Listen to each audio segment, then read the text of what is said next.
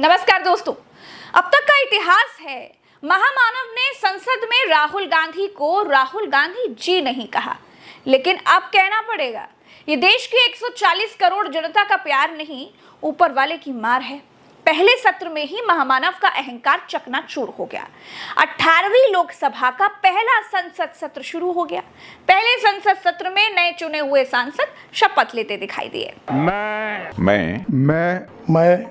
मैं आपको एक बात बता सकती हूँ कि कुर्सी की पेटी बांध लीजिए, क्योंकि सदन का तापमान जबरदस्त बढ़ने वाला है। अब सदन उस जबरन, उस तानाशाही से नहीं चला पाएंगे जो पहले चलाते थे। कोई फर्क नहीं पड़ता स्पीकर कौन बने और डिप्टी स्पीकर कौन बने। राहुल गांधी के 14 मिनट के वक्तव्य में 11 मिनट आपको स्पीकर अब नहीं दिखेंगे। यह मैं आपको कह सकती हूं, और यह लोकतंत्र की ताकत है। यह जनता ने मैसेज दिया है कि अगर राहुल गांधी जी 14 मिनट मणिपुर पर बोलेंगे तो 11 मिनट ओम बिरला की शक्ल हम नहीं देखेंगे, हम राहुल गांधी को देखेंगे। तो यह होने वाला है। सदन में जिस सदन में राहुल जी को नहीं संभाल पा रहे थे, वहां पर अब प्रियंका जी आने वाली हैं। इंडिया गठबंधन के बड़े बड़े प्रबल नेता, प्रखर वक्ता सब आने वाले हैं। क्या होगा बेचारों का? दोस्तों, मोदी के भाषणों पर ताली बजाने वाली और बजाने वाले कई अहंकारी सांसदों को जनता ने घर भेज दिया। इस बार विपक्ष बहुत मजबूत होकर संसद पहुंचा है। 400 वाले नरेंद्र मोदी के पास अब केवल 242 सांसद हैं। दोस्तों, ये पहली बार होगा कि राहुल गांधी संसद में नेता प्रतिपक्ष होंगे। मोदी को अब संसद में राहुल गांधी को राहुल गांधी जी कहना पड़ेगा। अब तक मोदी संसद में राहुल गांधी को नामदार, शहजादे, राजकुमार और न जाने किन के नामों से बुलाते थे। अब राहुल गांधी जी कहेंगे। ऊपर वाले ने जब रावण का अहंकार चकनाचूर कर दिया, तो मोदी तो फिर भी केवल बायोलॉजिकल नहीं है। अहंकार का लेवल इतना बढ़ गया था दोस्तों कि मोदी संसद में कहते थे अब की बार 400 पार। संसद को ही रैली का मैदान बना देते थे। पूरा देश कह रहा है अब की बार बीजेपी को 370 सीट और एनडीए को 400 पार। ईश्वर ने महामानव का अहंकार तोड़कर संसद में बैसाखियों पर खड़ा कर दिया है। परिणाम ये हुआ है कि अपने दम पर बहुमत तक नहीं ला पाए, उधार सरकार चला रहे हैं। इसी संसद के भीतर 400 सीटें लाने का दम भरने वाले महामानव का हाल ये है कि अपना स्पीकर बनाने के लिए भी जद्दोजहद करनी पड़ रही है। डेप्यूटी स्पीकर बनाने के लिए भी जतन करते हुए दिखाई दे रहे हैं नरेंद्र मोदी।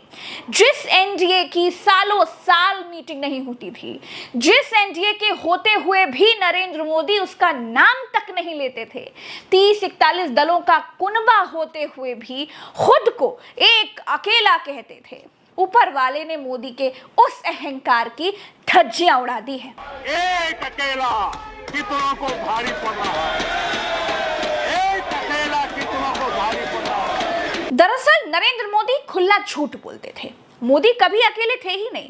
असल बात ये थी दोस्तों कि वो कभी अपने आगे किसी और को क्रेडिट नहीं लेने देते थे, और यही सब करके उन्होंने खुद को परमात्मा का भेजा हुआ दूत साबित कर लिया था। एनडीए हमेशा मोदी के पीछे था, लेकिन मोदी ने कभी भी एनडीए को क्रेडिट दिया ही नहीं। हमेशा एक अकेला, मैं, मोदी, मोदी की गारंटी, मोदी है तो मुमकिन है। एनडीए छोड़ दीजिए, मोदी जी ने वैक्सीन तक का क्रेडिट अपने नाम करवा लिया। अब भगवान ने मोदी को संसद में ऐसी जगह पर लाकर खड़ा कर दिया है कि छींकने और खांसने से पहले भी नीतीश और नायडू से पूछना पड़ता है, भाई नीतीश भाई छींक आई है, छींक लूं? नायडू भाई खांसने की इजाजत देंगे क्या? महामानव जी के अहंकार के ध्वस्तीकरण के साथ ही 18वीं लोकसभा का तीसरा सत्र शुरू हो गया है। नई संसद में इस बार बहुत कुछ अलग है दोस्तों। विपक्ष मजबूत है। शपथ ग्रहण 2 दिन चलेगा। तीसरे दिन या 26 तारीख को स्पीकर का चुनाव होना है। आशंका ये जताई जा रही है कि 26 तारीख को स्पीकर के चुनाव में नीतीश और नायडू बहुत बड़ा खेल कर सकते हैं। दोस्तों, एनडीए सरकार गिरेगी या नहीं, वर्ल्ड कप में इंडिया ऑस्ट्रेलिया से जीतेगी या नहीं, इंडिया वर्ल्ड कप जीतेगी या नहीं, इन सारे सवालों के जवाब तो आपको आने वाले समय में पता ही चल जाएंगे। लेकिन एक ऐप है प्रोबो ऐप, जहां पर आप हाँ और ना में अपना ओपिनियन बताकर पैसे भी कमा सकते हैं। जी हाँ, प्रोबो ऐप भारत का पहला ओपिनियन ट्रेडिंग ऐप है, जहां पर आप अपने इंटरेस्ट के सवालों के जवाब दे सकते हैं और पैसे कमा सकते हैं। जैसे क्रिकेट, न्यूज़, पॉलिटिक्स, यूट्यूब से रिलेटेड बहुत सारे सवाल आपको यहाँ मिल जाएंगे। जैसे वर्ल्ड कप अभी चल रहा है, तो यहाँ पर आप अपना ओपिनियन दे सकते हैं कि क्या वर्ल्ड कप में ऑस्ट्रेलिया भारत से जीत जाएगा। अगर आप ज़्यादा फायदा चाहते हैं तो आप क्वांटिटी स्लाइडर से क्वांटिटी इंक्रीज भी कर सकते हैं ज़्यादा प्रॉफिट के लिए। 2 करोड़ से ज़्यादा यूजर्स प्रोबो ऐप पर ट्रस्ट करते हैं। प्रोबो ऐप का लिंक डिस्क्रिप्शन में है और पिन कमेंट में है। जल्दी जाइए और एक बार चेकआउट करिए प्रोबो ऐप को। दूसरी तरफ शपथ होते ही पर्चा लीक पर, परीक्षाएं रद्द होने पर विपक्ष नरेंद्र मोदी पर जोरदार हमला बोलेगा। महामानव की इस बार बोनी अच्छी नहीं हुई है। शपथ लेते ही कश्मीर में हमला हो गया। शपथ लेने के बाद ही नीट का पेपर लीक हो गया। उसके तुरंत बाद ही नेट का पेपर रद्द हो गया। योगी सरकार ने गुजराती कंपनी को उत्तर प्रदेश में बैन कर दिया। पेपर लीक कराने वाले एक व्यक्ति की बीजेपी नेताओं के साथ फोटो दिख गई। इस सरकार की लगाम नरेंद्र मोदी के हाथ से अभी से छूटती हुई दिखाई दे रही है। दोस्तों, अभी तो सांसदों के शपथ ग्रहण तक नहीं हुए हैं। नरेंद्र मोदी के लिए 2024 का ये साल शुभ दिखाई नहीं दे रहा है। कहीं से कोई अच्छी खबर नहीं आ रही है। दोस्तों, सोना छू रहे हैं तो मिट्टी हुआ जा रहा है। पहले नरेंद्र मोदी के प्रधानमंत्री बनते ही तेल की कीमत कम हो गई थी, तो नरेंद्र मोदी खुद को भाग्यशाली बता रहे थे। साथियों, मेरा बहुत सौभाग्य है कि एनडीए के नेता के रूप में आप सब साथियों ने सर्वसम्मति से चुन करके मुझे एक नया दायित्व दिया है।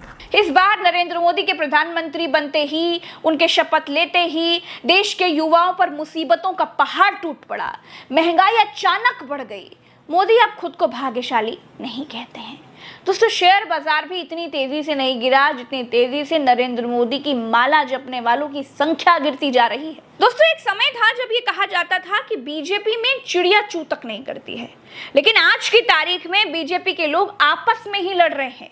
मोदी के नेतृत्व में भी उत्तर प्रदेश में बीजेपी की बहुत बुरी हार हुई।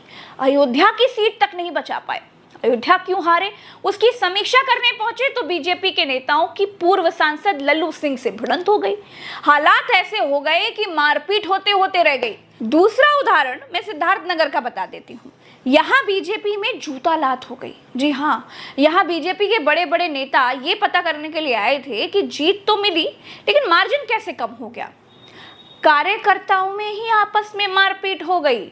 ये मैं आपको क्यों बता रही हूँ, इसलिए बता रही हूँ क्योंकि एक समय था जब बीजेपी में कहा जाता था कि बीजेपी गधे को भी टिकट दे देती थी तो जीत लाते थे, लेकिन आज मोदी को खुद जीतने में लाले लग गए। एक समय था जब ये कहा जाता था कि बीजेपी में बड़ा अनुशासन है, एक हार के बाद ही सिर फुटौल शुरू हो गया है। बीजेपी के लोग एक दूसरे को पीट रहे हैं। महाराष्ट्र में ही बीजेपी के एक बड़े नेता हैं अर्जुन गुप्ता।